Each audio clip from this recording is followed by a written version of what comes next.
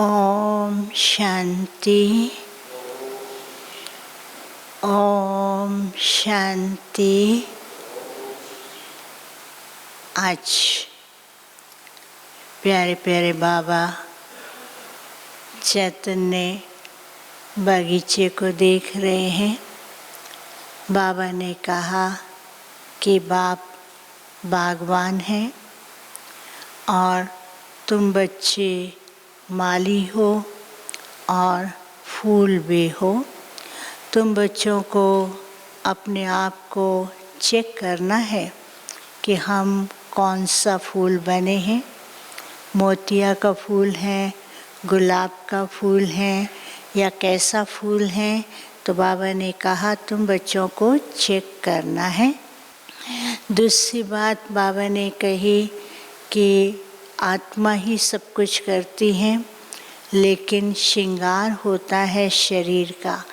आत्मा शरीर के द्वारा ही कर्म करती है, आत्मा का श्रृंगार नहीं होता है। आत्मा पवित्र बनती है और प्योर बनती है, अपवित्र बनती है, पवित्र बनती है। तो बाबा ने कहा कि शरीर का श्रृंगार करते हैं, आत्मा का नहीं, लेकिन आत्मा को पावन बनाना है। अभी हम सुनते हैं प्यारे बाबा के महावाक्य। आज की तारीख है 14 जुलाई 2020।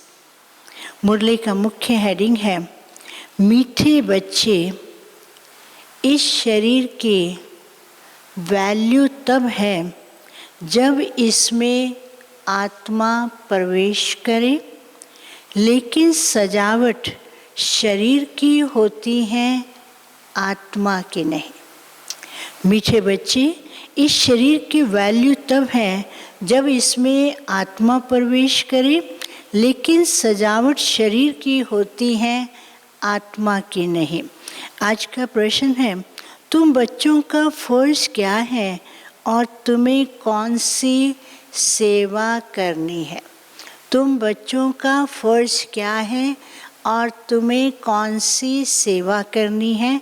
इसका उत्तर है तुम्हारा फर्ज है अपने हमजिन्स को नर से नारायण बनाना, नारी से लक्ष्मी बनने की युक्ति बताना। अपने हमजिन्स को नर से नारायण, नारी से लक्ष्मी बनने की युक्ति बताना। तुम्हें अब भारत की सच्ची रूहानी सेवा करनी है। तुम्हें ज्ञान का तीसरा नेत्र मिला है, तो तुम्हारी बुद्धि और चलन बड़ी रिफाइंड होनी चाहिए। किसी में भी जरा भी मोह ना हो। बाबा कहते बुद्धि और चलन बड़ी रिफाइन, किसी में भी जरा भी मोह ना हो। आज का गीत है नैनहीन को राह दिखाओ। ओम शांति, डबल शांति। बाबा ने पहले कहा ओम शांति, फिर बाबा ने कहा डबल शांति। तुम बच्चों को रिस्पॉन्स करना चाहिए ओम शांति। बाबा ने कहा तो बाबा ने कहा बच्चों को भी उसका जवाब देना चाहिए ओम शांति। हमारा स्वधर्म है शांति। तुम अभी शांति के लिए कहीं थोड़ी जाएंगे। तुम शांति के लिए तुम्हें मिल गई, अभी शांति के लिए कहीं जाना तो नहीं है। तुम अभी शांति के लिए थोड़ी कहीं जाएंगे। मनुष्य मन की शांति के लिए साधु संतों आदि के पास जाते हैं ना। अब मन बुद्धि तो है आत्मा के ऑर्गन्स। शरीर के ऑर्गन्स अपने हैं और आत्मा के ऑर्गन्स हैं मन और बुद्धि। मन और बुद्धि तो है आत्मा के ऑर्गन्स। जैसे ये शरीर के ऑर्गन्स हैं, वैसे मन बुद्धि और चक्षु। बाबा ने आज चक्षु भी बोल दिया। कौन सा? ज्ञान का नेत्र। तो इसलिए बाबा ने कहा मन बुद्धि और चक्षु। अब चक्षु जैसे ये नैन है, वैसे वह नहीं। शरीर के नैन हैं, लेकिन आत्मा के नैन ऐसे नहीं है, वो तो अलग हैं। कहते हैं हे प्रभु नैनहीन को राह बताओ। अब प्रभु व ईश्वर कहने से वह बाप का लव नहीं रहता। बाबा कहते, प्रभु कहते, ईश्वर कहते, वो प्यार नहीं आता है। जब कहते बाबा है, हमारा बाप है, तब वो प्यार आता है। तो बाबा कहते अब प्रभु व ईश्वर कहने से वह बाप का लव नहीं आता है। बाप से तो बच्चों को वर्षा मिलता है। यहाँ तो तुम बाप के सामने बैठे हो, पढ़ते भी हो। एक तो बाबा के सामने बैठे हैं, दूसरा पढ़ते भी हैं, तीसरा बाबा से पालना भी लेते हैं। पढ़ते भी हो, तुमको कौन पढ़ाते हैं? तुम ऐसे नहीं कहेंगे कि परमात्मा व प्रभु पढ़ाते हैं, तुम तो कहेंगे शिव बाबा पढ़ाते हैं। बाबा अक्षर तो बिल्कुल ही सिंपल है, क्योंकि बाबा कहते बाबा कहना कितना आसान भी है और आराम से भी है, उतना प्यार भी आता है और सिंपल भी है। बाबा अक्षर बिल्कुल सिंपल है भी बाप दादा। आत्मा को आत्मा ही कहा जाता है, वैसे वह परम आत्मा है, वह कहते हैं शिव। ड्रामा में सबका नाम भी तो चाहिए ना। शिव का मंदिर भी है। भक्ति मार्ग वालों ने तो एक के बदले अनेक नाम रख दिए। शिव का मंदिर है, शिव बाबा कहते भक्ति मार्ग में कितने नाम रख दिए, एक के बदले अनेक नाम रख दिए हैं और फिर ढेर के ढेर मंदिर बनाते रहते हैं। चीज़ एक ही है। सोमनाथ का मंदिर कितना बड़ा है, कितना सजाते हैं। महलों आदि की भी कितनी सजावट रखते हैं। एक तो मंदिर बड़ा बड़ा बनाते हैं, उसकी सजावट करते हैं। मंदिर की सजावट और महलों की सजावट में तो कितना फ़र्क होता है। तो बाबा ने कहा महलों की भी तो कितनी सजावट करते हैं, महलों आदि की कितनी सजावट रखते हैं। आत्मा की तो कोई भी सजावट है नहीं, वैसे परम आत्मा की भी सजावट नहीं। और आत्मा को क्या सजाएंगे? बिंदी है, बिंदी को सजाने लगेंगे, कुछ भी डालेंगे तो वो तो दिखाई देगी नहीं। तो इसलिए आत्मा की कोई बाहरी सजावट नहीं है, आंतरिक सजावट तो बाबा करते ही हैं। तो बाबा कहते वैसे परम आत्मा की भी सजावट नहीं है, वह तो बिंदी है। बाकी जो भी सजावट है वह शरीर की है। बाप कहते हैं ना हमारी सजावट है और ना आत्माओं की सजावट है। बाबा कहते ना मेरी सजावट होती है ना आत्माओं की। आत्मा है ही बिंदी, इतनी छोटी बिंदी तो कुछ पार्ट बजा न सके। वह छोटी सी आत्मा शरीर में प्रवेश करती है तो शरीर के कितने प्रकार की सजावट होती है। आत्मा छोटी, शरीर में इतना बड़ा प्रवेश किया, इतने बड़े शरीर में उसकी तो कितनी सजावट आदि करते रहते हैं। तो शरीर के कितने प्रकार की सजावट होती है। मनुष्यों के कितने नाम हैं, किंग क्वीन की सजावट कैसे होती है। आत्मा तो सिंपल बिंदी है। अभी तुम बच्चों ने ये भी समझा है कि आत्मा ही ज्ञान धारण करती है। बाप कहते हैं मेरे में भी ज्ञान है, शरीर में थोड़ी ज्ञान होता है। बाबा कहते हैं ज्ञान आत्मा में होता है, इसलिए बाबा कहते हैं मेरे में ज्ञान है, शरीर में ज्ञान थोड़ी होता है। मुझ आत्मा में ज्ञान है, मुझे ये शरीर लेना पड़ता है तुमको सुनाने के लिए। बाबा ये शरीर क्यों लेते हैं? बच्चों को ज्ञान सुनाने के लिए, तुमको ज्ञान सुनाने के लिए। शरीर बिगड़ तो तुम सुन ना सको। अब ये गीत बनाया है, नैनहीन को राह बताओ। क्या शरीर को राह बतानी है? बाबा कहते गीत गाते रहते हैं, पुकारते रहते, तो किसको चाहिए राह?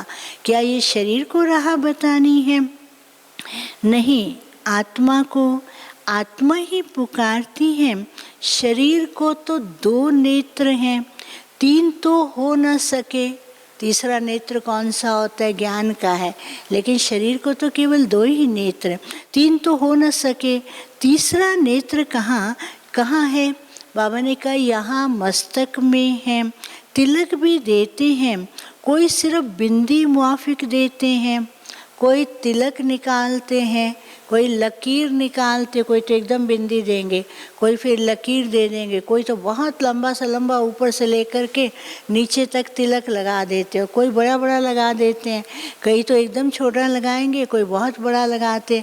बाबा ने कहा किस किस प्रकार के देखो ना तिलक लगाते रहते हैं। कोई सिर्फ बिंदी मुआफिक देते हैं, कोई लकीर निकालते हैं। बिंदी तो है आत्मा, बाकी ज्ञान का तीसरा नेत्र मिलता है। आत्मा को पहले ये ज्ञान का तीसरा नेत्र नहीं था। कोई भी मनुष्य मात्र को ये ज्ञान है ही नहीं, इसलिए ज्ञान नेत्रहीन कहा जाता। जब वो कहते ना नैनहीन को राह दिखाओ, तो बाबा ने कहा वो क्या है? ज्ञान नेत्रहीन। इसलिए ज्ञान नेत्रहीन कहा जाता है। बाकी आंखें तो सबको हैं, सारी दुनिया में कोई को ये तीसरा नेत्र है नहीं। तुम हो सर्वोत्तम ब्राह्मण कुल के, तुम जानते हो। बाबा कहते हैं तीसरा नेत्र भी किसकी निशानी? आत्मा की। और तुम हो सर्वोत्तम ब्राह्मण कुल के। भक्ति मार्ग और ज्ञान मार्ग में कितना फर्क है। तुम रचयिता और रचना के आदि मध्य अंत को जानकर चक्रवर्ती राजा बनते हो।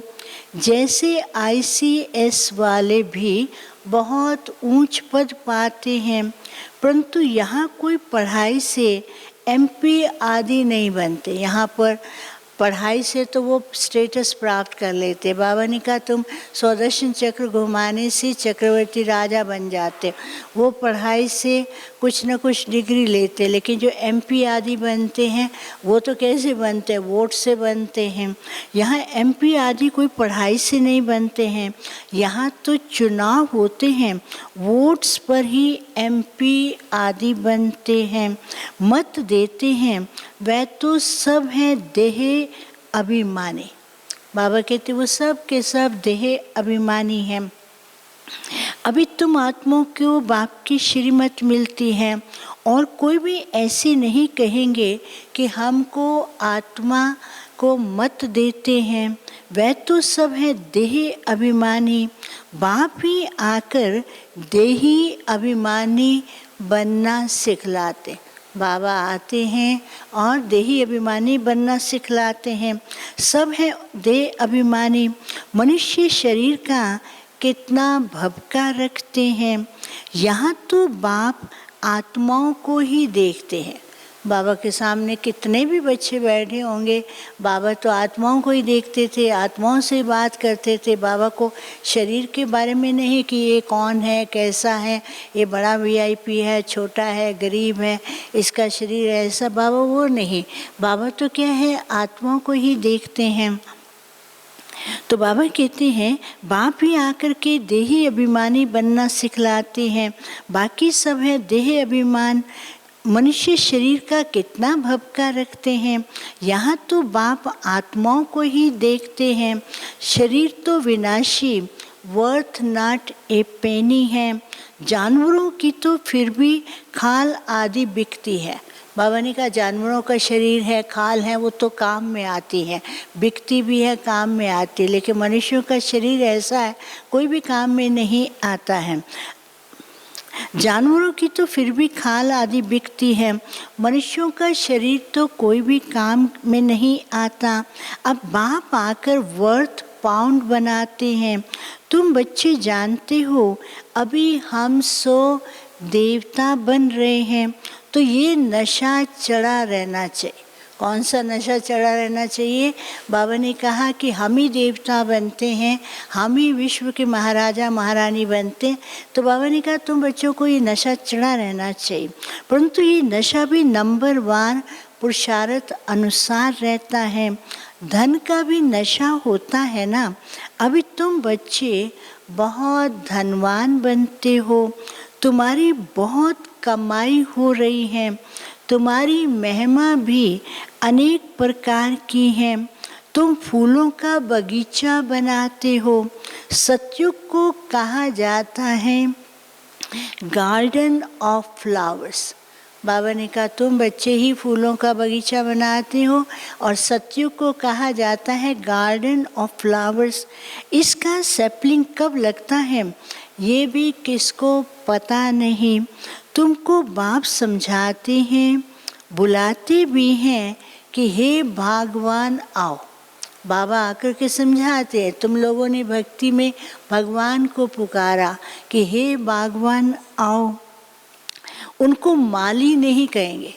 शिव बाबा कहते हैं शिव बाबा को भगवान कहेंगे, उनको माली नहीं कहेंगे। माली कौन है? सेंटर संभालने वाले माली हैं, और बाकी सेवा जितनी करते हैं उनको भी माली कह सकते हैं। और सेंटर पे आने वाले हैं वो माली भी बनते हैं और फूल भी बनते हैं, उनको माली नहीं कहेंगे। तो माली तो तुम बच्चे हो जो सेंटर संभालते हो।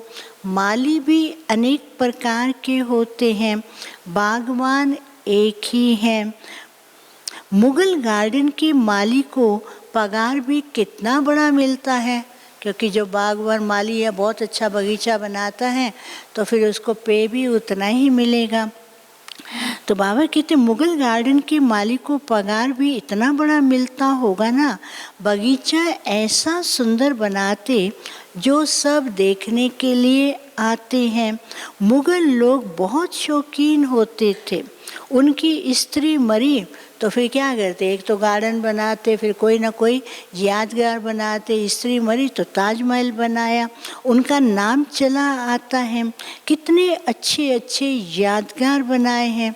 देखो भारत में भारतवासी क्या करते हैं, वो कौन से यादगार बनाएंगे, अपने देवी देवताओं के बनाते हैं, मंदिर बनाते हैं, सुंदर सुंदर बनाते हैं। वो लोग तो फिर ऐसे ऐसे बना देते हैं, वो उनके यादगार बनाते हैं। लेकिन हमारे यादगार हैं मंदिर, बहुत सुंदर हैं। तो बाबा कहते हैं मुगल लोग बहुत शौकीन होते हैं। उनकी स्त्री मरी तो ताजमहल बनाया, उनका नाम चला आता है। कितने अच्छे अच्छे यादगार बनाए हैं। सो बाप समझाते हैं मनुष्य की कितनी महिमा होती है। मनुष्य तो मनुष्य ही है।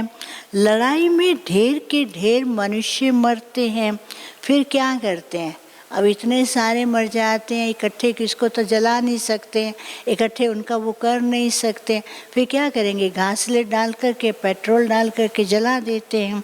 तो बाबा कहते लड़ाई में ढेर के ढेर मनुष्य मरते हैं, फिर क्या करते हैं, घासलेट पेट्रोल आदि डालकर खलास कर देते हैं। कोई तो ऐसे ही पड़े रहते हैं, दफन थोड़ी करते हैं। अब इतने तो मरे हैं इकट्ठे, कहाँ उनको दफन करें, कहाँ करें, कैसे कैसे वो करते रहते हैं।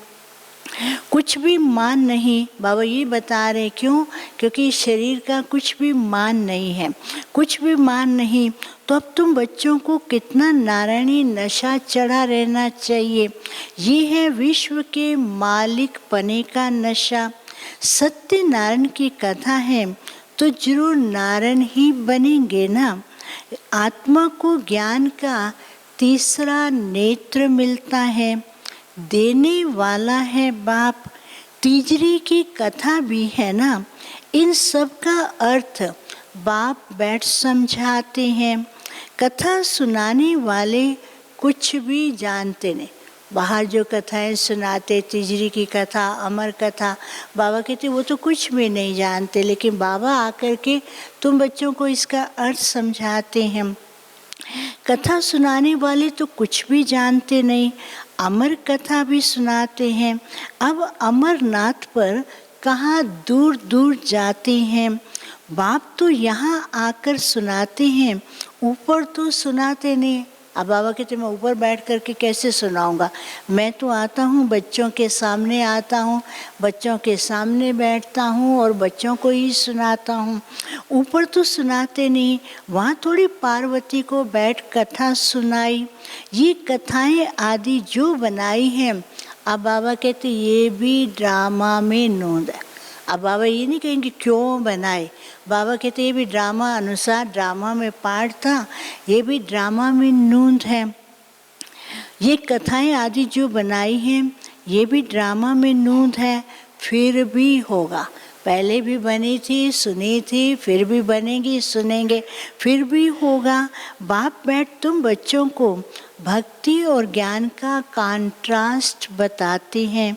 अभी तुमको ज्ञान का तीसरा नेत्र मिला है। कहते हैं ना, हे प्रभु अंधों को राह बताओ, भक्ति मार्ग में पुकारते हैं। बाप आकर ज्ञान का तीसरा नेत्र देते हैं, जिसका किसी को भी पता नहीं। बाबा आते हैं, क्या करते हैं, ज्ञान का तीसरा नेत्र देते हैं। बाबा कहते दुनिया वाले नहीं जानते, केवल तुम बच्चे ही जानते हो, जिसका किसको पता नहीं सिवाय तुम्हारे। ज्ञान का तीसरा नेत्र नहीं तो फिर कहेंगे, फिर बाबा कहते हैं अगर जिसको ज्ञान का नेत्र नहीं है तो उसको क्या कहेंगे, चुच्चा धुंधकारी। जैसे कोई आंखें बंद होती है ना, कहेंगे ये देखो देखो, बिल्कुल कहेंगे इसको चुच्चा, इसको दिखाए बिल्कुल है धुंधकारी। तो बाबा कहते ज्ञान का नेत्र दिया, अगर वो नेत्र को खोला ही नहीं, बंद करके रखा हुआ, तो उसको फिर क्या कहेंगे, चुच्चा धुंधकारी कहेंगे। ज्ञान का तीसरा नेत्र नहीं है तो कहेंगे चूचा धुंधकारी। आंखें कोई की कैसी होती हैं और कोई की कैसी होती है ना, कोई कोई तो बहुत शोभवान आंखें होती हैं, फिर उस पर इनाम भी मिलता है। दुनिया में कंपटीशन होता है ना, तो इस तरह से वो इनाम देते हैं, फिर नाम रखते हैं मिस इंडिया, मिस फलानी। तुम बच्चों को अब बाप क्या से क्या बना दे, वो तो दुनिया में सिलेक्ट करते, बाबा तो इतना सुंदर बना देते हैं। सतयुग के अंदर सभी देवी देवताएं बहुत ही सुंदर होते, तो बाबा कहते तुमको नशा रहना चाहिए कि बाप तुमको क्या से क्या बनाते हैं। वहाँ तो नेचुरल ब्यूटी रहती है। कृष्ण की इतनी महिमा क्यों है, क्योंकि सबसे जास्ती ब्यूटीफुल बनते, पहले नंबर का है तो सबसे जास्ती ब्यूटीफुल रहेगा, इसलिए उसकी सबसे जास्ती महिमा है। नंबर 1 में कर्मातीत अवस्था को पाते हैं, इसलिए नंबर 1 में गायन है। ये भी बाप बैठ समझाते हैं। बाप बार बार बाबा कहते देखो अंतर कितना आज की दुनिया का और सतयुग दुनिया का। तो बाबा कहते तुम भी नंबर वार पुरुषार्थ अनुसार वैसे ही बनते हो, लेकिन पहला नंबर कौन है, श्री कृष्ण है। बाप कहते हैं बच्चे मन मना भव, हे आत्माएं अपने बाप को याद करो।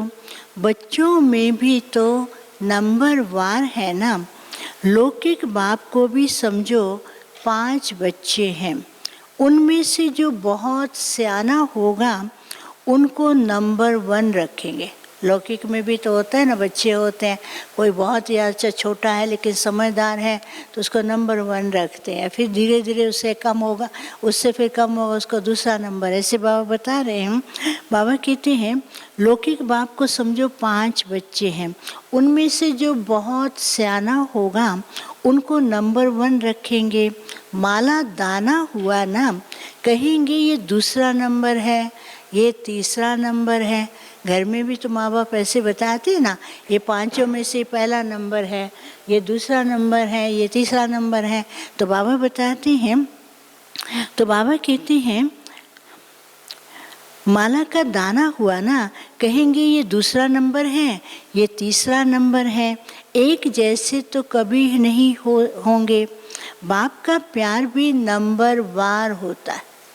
अब आप समझिए, बाबा कहते बाप का प्यार नंबर 1 होता है। बाबा तो क्या है, सबको एक जैसा प्यार करते, लेकिन नंबर 1 लौकिक का तो नंबर 1 होता है। यहाँ पर बाबा का प्यार सबके साथ एक जैसा है, लेकिन पुरुषार्थ अनुसार उतना ही प्राप्त कर लेते हैं, अपने नंबर अनुसार ही प्राप्त करते हैं।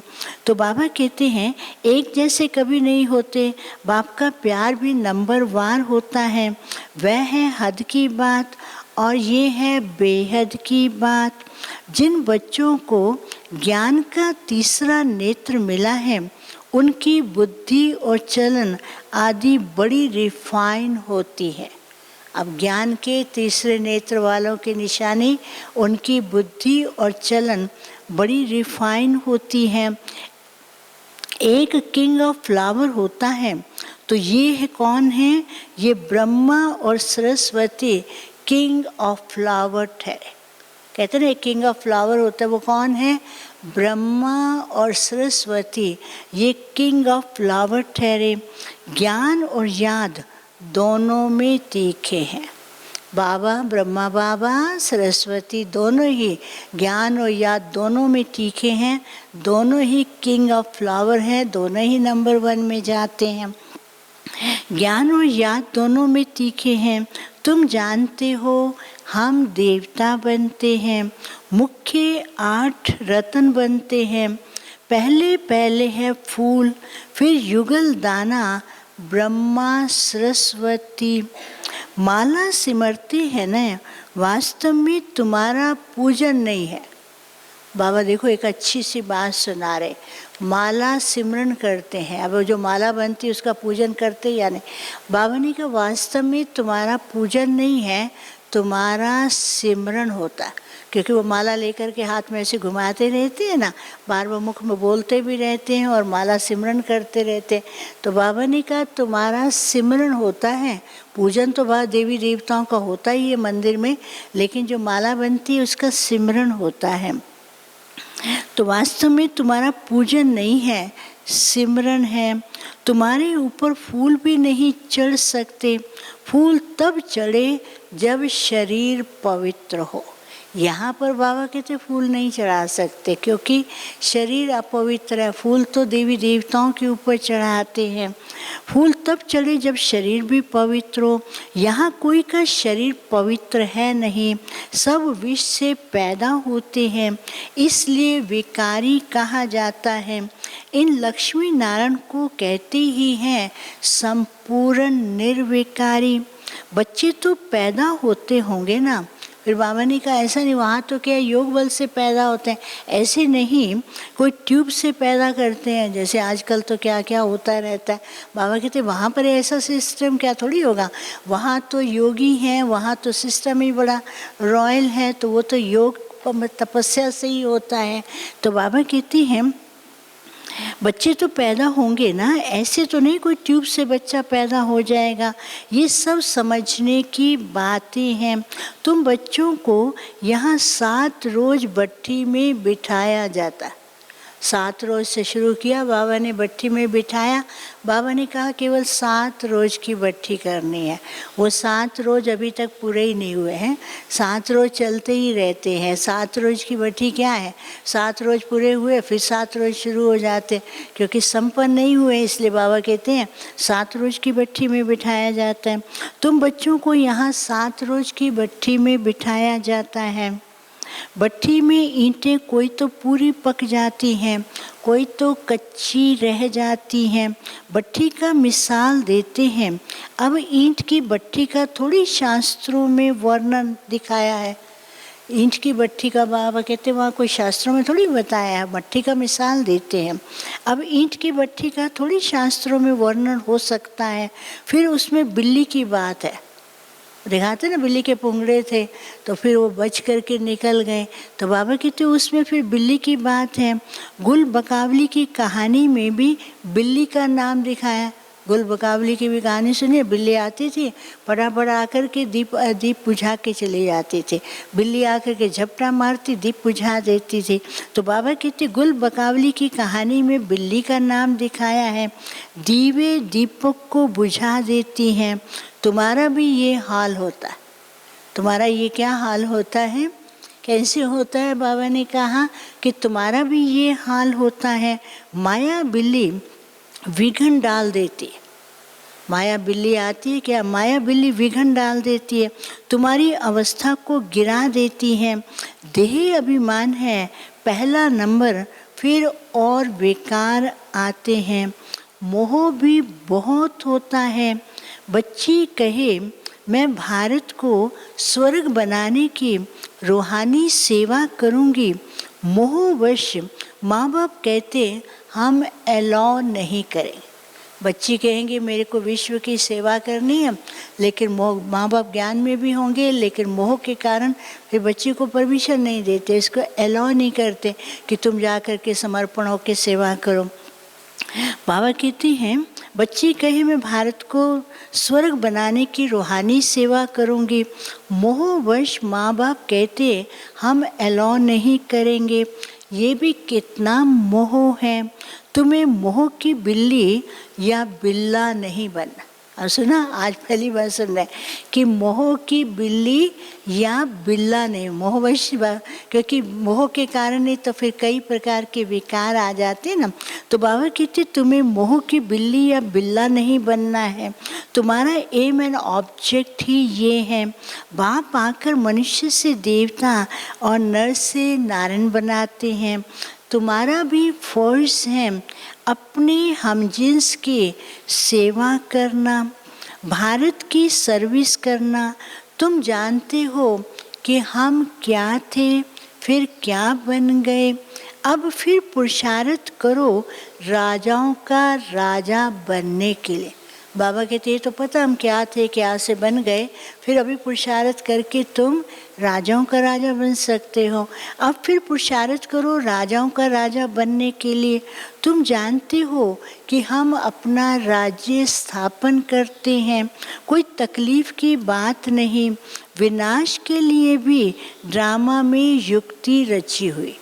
फिर बाबा ने एक बहुत बड़ा राज बताया कि विनाश के लिए भी ड्रामा में कौन सी युक्ति है। विनाश के लिए भी ड्रामा में युक्ति रची हुई है। आगे तो मुस्लिमों से लड़ाई लगी थी। जब तुम्हारी पूरी तैयारी हो जाएगी, फिर बाबा कहते जब तुम सब संपन्न बन जाएंगे, तुम्हारी पूरी तैयारी हो जाएगी, तुम सब फूल बन जाएंगे। जब तुम्हारी पूरी तैयारी हो जाएगी, सब फूल बन जाएंगे, तब विनाश होगा। किंग ऑफ फ्लावर है, कोई किंग ऑफ फ्लावर है, कोई गुलाब है और कोई मोतिया है। बाबा कहते जब सब फूल बन जाएंगे तब विनाश भी फिर बन रहे हैं। फिर कोई तो फ्लावर गुलाब बना हुआ है, कोई किंग ऑफ फ्लावर है, कोई मोतिया है, कोई कैसा फूल है। तो बाबा कहते हैं कोई किंग ऑफ फ्लावर है, कोई गुलाब है, कोई मोतिया है। हर एक अपने को अच्छी रीति समझ सकते हैं कि हम अक हैं व फूल है। एक है अक कड़वा। फिर बाबा कभी कभी कहते अक के फूल है, देखा होगा ना अक का फूल। बाबा तो कभी कभी ले भी आते थे, क्लास में आते थे, कभी गुलाब का फूल लाए, कभी दूसरे फूल लाए, कभी कभी बाबा अपने साथ अक का फूल भी लेके आते थे। तो बाबा कहते हर एक अपने को अच्छी रीति समझ सकते हैं कि हम अक हैं व फूल हैं। बहुत हैं जिनको ज्ञान की कुछ भी धारणा होती नहीं। नंबर वन तो बनेंगे ना, या तो बिल्कुल हाईएस्ट या बिल्कुल लोएस्ट, या एकदम टॉप के होंगे या फिर बिल्कुल एकदम नीचे होंगे। राजधानी तो यहाँ ही बनती है। तो बाबा कहते शास्त्रों में तो दिखाया है पांडव गल मरे, फिर क्या हुआ कुछ भी पता नहीं। कथाएं तो बहुत बनाई हैं, ऐसी कोई बात है नहीं। अभी तुम बच्चे कितना स्वच्छ बुद्धि बनते। वहाँ तो क्या क्या कथाएं लिख दी हैं, क्या क्या बातें लिख दी हैं। बाबा कहते ऐसी तो कोई बातें है नहीं, तुम बच्चे कितना स्वच्छ बुद्धि बनते हो। बाबा तुमको बहुत प्रकार से समझाते रहते हैं, कितना सहज है। सिर्फ बाप को और वर्षे को याद करना है। बाप कहते ही हैं मैं ही पतित पावन हूँ। तुम्हारी आत्मा और शरीर दोनों पतित हैं, अब पावन बनना है। आत्मा पवित्र बनती है तो शरीर भी पवित्र बनता है। अभी तुमको बहुत मेहनत करनी है। बाबा कहते हैं आत्मा को पवित्र बनाने के लिए तुम बच्चों को बहुत मेहनत करनी। बाप कहते हैं बहुत बच्चे कमज़ोर हैं, कई बच्चे ऐसे बहुत कमज़ोर हैं, इसलिए बाबा कहते हैं बच्चे बहुत कमज़ोर हैं, याद भूल जाती हैं। बाबा खुद अपना अनुभव बताते हैं, भोजन पर याद करता हूँ, शिव बाबा को हम खिलाते हैं फिर भूल जाते। कई बार ऐसे ही होता है, भोजन खाने बैठे, शिव बाबा को याद किया, उनको कहा कि अच्छा याद करके खाने बैठ जाते हैं, फिर भूल जाते हैं। तो बाबा कहते हैं फिर क्या होता है, बहुत ऐसे भी हो जाते हैं, शिव बाबा हमको खिलाते हैं फिर भूल जाते हैं, फिर स्मृति में आता है तुम्हारे में भी नंबर वार पुरुषार्थ अनुसार है। कोई तो बंधन मुक्त होते हुए भी फिर फंस मरते, कईयों को बंधन है नहीं, फिर कोई ना कोई प्रकार का बंधन पाल लेते हैं, फिर उसमें फंस जाते हैं। तो बाबा कहते हैं कोई तो बंधन मुक्त होते हुए भी फिर उसमें फंस पड़ते हैं। कोई के भी बच्चे बना देते हैं, कोई को भी बच्चा बना ले, नहीं है वो कहेंगे चलो इसको बच्चा कर लेते हैं, अडॉप्ट कर लेते हैं, फिर अपना नहीं तो दूसरे को लेकर उससे और बंधन, उससे और फंस जाते हैं। तो फिर बाबा कहते हैं कोई को भी बच्चा बना देते हैं। अभी तुम बच्चों को ज्ञान का तीसरा नेत्र देने वाला बाप मिला हुआ है, इनको फिर नाम दे दिया है तीजरी की कथा अथवा तीसरा नेत्र मिलने की कथा। अब तुम नास्तिक से आस्तिक बनते हो। बच्चे जानते हैं बाप बिंदी है, ज्ञान का सागर है, वह तो कह देते नाम रूप से न्यारा है। अरे ज्ञान का सागर तो जरूर ज्ञान सुनाने वाला होगा ना, है ज्ञान का सागर, ज्ञान सुनाएगा, फिर बाबा कहते नाम रूप से न्यारा कैसे हो सकता है, वह तो कह देते नाम रूप से न्यारा है। अरे ज्ञान का सागर तो जरूर ज्ञान सुनाने वाला होगा ना, इनका रूप भी, फिर बाबा कहते एक तो कहते नाम रूप से न्यारा है, फिर वो ज्ञान सुनाने वाला, फिर इनका रूप भी तो दिखाते ना, कौन सा दिखाते, लिंग बनाते, तो इनका रूप है तब तो लिंग बनाते हैं, इनका रूप भी लिंग दिखाते हैं, फिर उनको नाम रूप से न्यारा कैसे कहते हैं, एक तरफ उनका लिंग बनाते, एक तरफ ज्ञान का सागर कहते हैं, फिर बाबा कहते फिर उनको नाम रूप से न्यारा कैसे कह सकते हो, उनका रूप भी लिंग दिखाते हैं, फिर उनको नाम रूप से न्यारा कैसे कहते हो। सैकड़ों नाम रख दिए, बाबा के तो कितने नाम, सैकड़ों नाम हैं, सैकड़ों नाम रख दिए हैं। बच्चों की बुद्धि में ये सारा ज्ञान अच्छी रीति से रहना चाहिए। कहते भी हैं परमात्मा ज्ञान का सागर है, सारा जंगल कलम बनाओ, उनकी महिमा इतनी है कि सारा जंगल कलम बना दो, धरती को कागज़ बना लो, सागर को शाही बना दो, फिर भी उसकी महिमा इतनी है लिखी भी नहीं जा सकती। फिर बाबा कहते इतनी उसकी महिमा गाते हैं तो फिर वो नाम रूप से न्यारा कैसे हो सकता है। सारा जंगल कलम बनाओ तो भी अंत नहीं हो सकता। अच्छा मीठे मीठे सिक्की लदे बच्चों प्रति माता पिता बाप दादा का याद प्यार, गुड मॉर्निंग। रूहानी बाप के रूहानी बच्चों को नमस्ते। हम रूहानी बच्चों की रूहानी बाप दादा को याद प्यार, गुड मॉर्निंग और नमस्ते। अब सुनेंगे धारणा के लिए मुख्य सार। पहला है अभी हम बाप द्वारा वर्थ पाउंड बने हैं। अभी हम बाप द्वारा वर्थ पाउंड बने हैं। हम सो देवता बनने वाले हैं। इसी नारायणी नशे में रहना है। बंधन मुक्त बन सेवा करनी है। बंधनों में फंसना नहीं है। दूसरा, ज्ञान योग में तीखे बन माता पिता समान किंग ऑफ फ्लावर बनना है। ज्ञान योग में तीखे बन माता पिता समान किंग ऑफ फ्लावर बनना है और अपने हम जिन्स की भी सेवा करनी है। वरदान।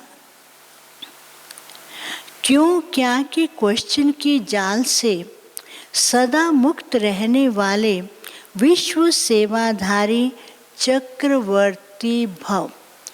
क्यों क्या के क्वेश्चन की जाल से सदा मुक्त रहने वाले विश्व सेवाधारी चक्रवर्ती भव।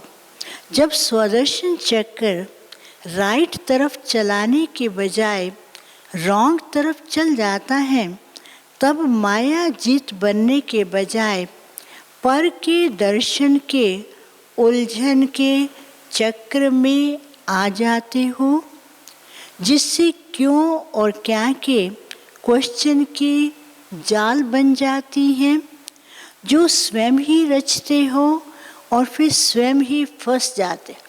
उल्टा चक्कर चलाया, फिर क्यों क्या का क्वेश्चन का जाल बना दिया, उसमें खुद ही रचते हैं। बाबा कहते खुद ही फंस जाते, जो स्वयं ही रचते फिर स्वयं ही फंस जाते हो। इसलिए नॉलेजफुल बन स्वदर्शन चक्र फिराते रहो, तो क्यों क्या के क्वेश्चन की जाल से मुक्त हो, योग युक्त जीवन मुक्त चक्रवर्ती बन बाप के साथ विश्व कल्याण की सेवा में चक्र लगाते रहेंगे। विश्व सेवाधारी चक्रवर्ती राजा बन जाएंगे। स्लोगन।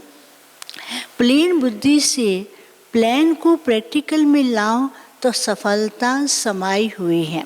प्लेन बुद्धि से प्लान को प्रैक्टिकल में लाओ तो सफलता समाई हुई है। अच्छा, ओम शांति, ओम शांति।